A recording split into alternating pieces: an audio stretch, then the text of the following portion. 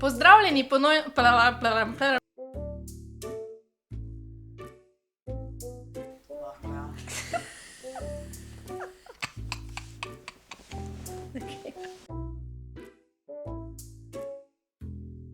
Tako da, če čutite v sebi nekaj, kar bi morali narediti, čemur bi morali slediti, just go for it. It. Pač It. kot jejte pač ful. Ja. Ti torej delaš to, kar te veseli.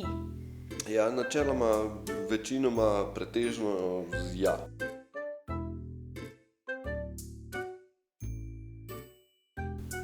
Pozdravljeni ponovno v Fine podcastu. Danes je